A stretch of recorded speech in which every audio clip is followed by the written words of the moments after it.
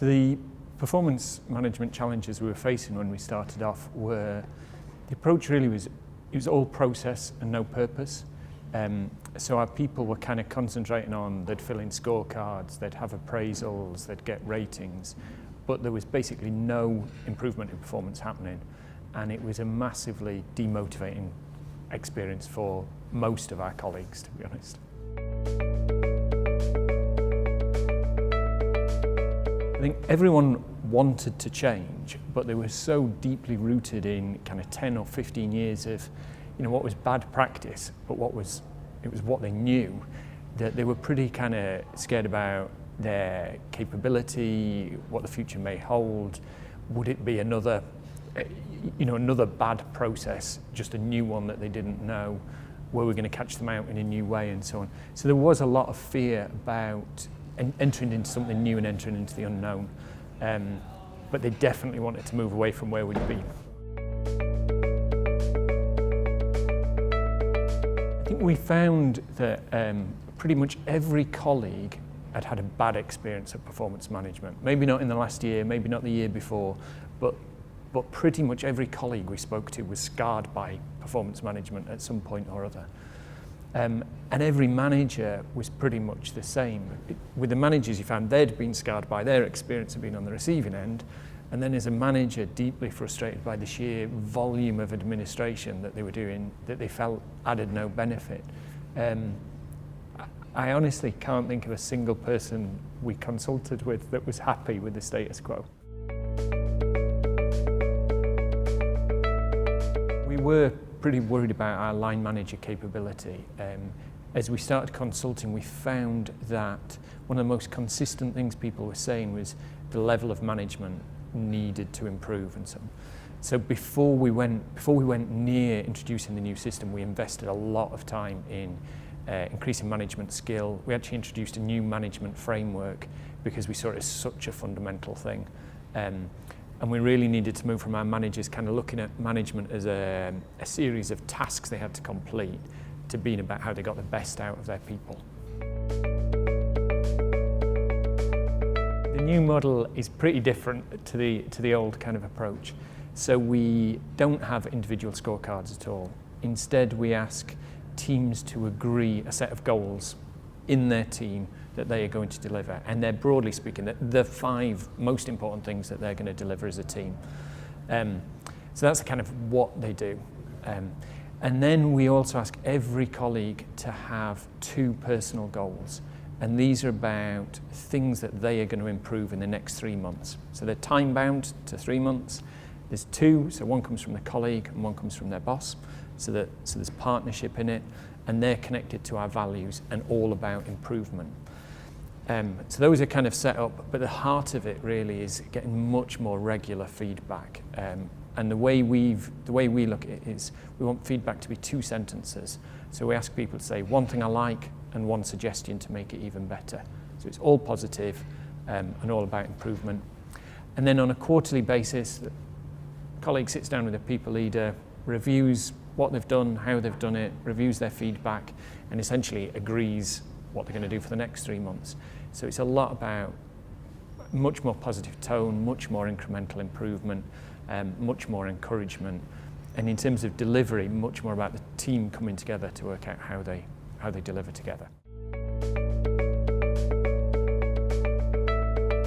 So the new model is infinitely simpler than before. So I guess one example was previously we would have 7,000 individual scorecards that basically sat in people's drawers. We now have 1,000 sets of team goals that are far more concise, far clearer and direct action. And throughout the whole thing, the process, the approach, the system, the language we use, we've all tried to make it as simple as we possibly can, which kind of reflects what we experience through mobile apps and all of those kind of things now. So yeah, absolutely tried to make it as simple as we possibly could.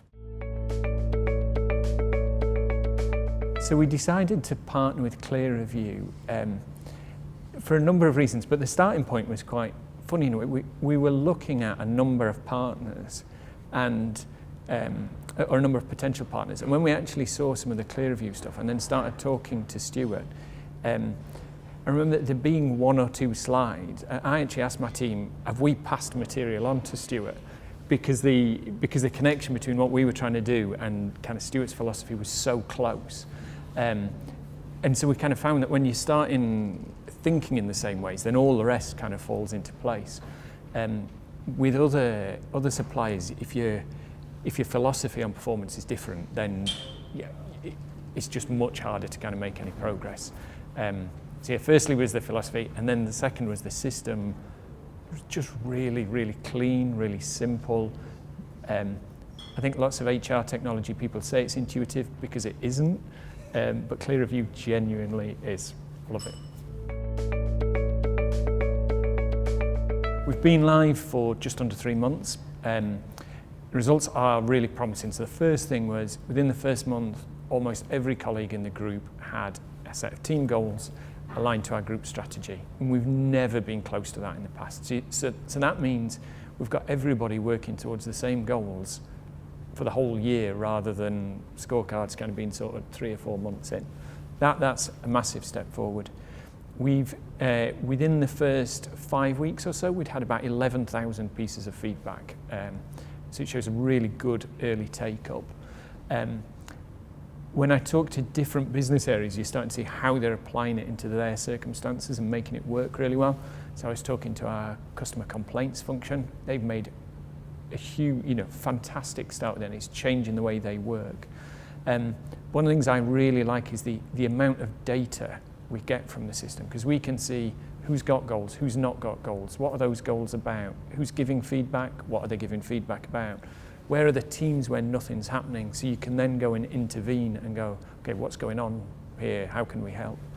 So the sheer volume and variety of data that we can pull out allows us to embed the approach much faster than you would have in a kind of classic approach as well.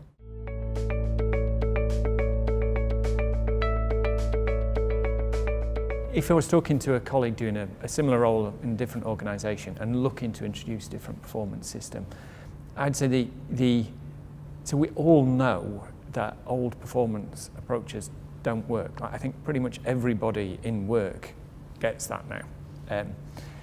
So sometimes a lot of the challenge then is getting people comfortable with there is another way. So talking to people about and being just really straightforward and honest with why the current stuff doesn't work and how you can make it better, how you can increase motivation, increase performance, and really raise the return on investment that you make in your colleagues. I think that's the real kind of heart of it. One of the other things we kind of get a lot of is, well, we've had an approach that works and everybody completes it, and we get a curve at the year end and so on and so forth. But it's all sort of fairly useless information. You get the same curve every year, so how do you know you've improved?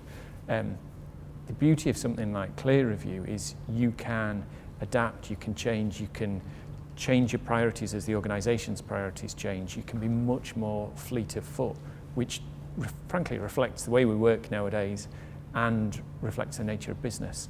So yeah, we talk about change being a constant, but having a performance system that is annually based and is the same just doesn't cut it. So you kind of have to change to something that is relevant for the way we work. So when we introduced the performance approach, we were really clear that we wanted to concentrate on training the people about the kind of nature of the conversations we wanted and the change in behaviour we wanted.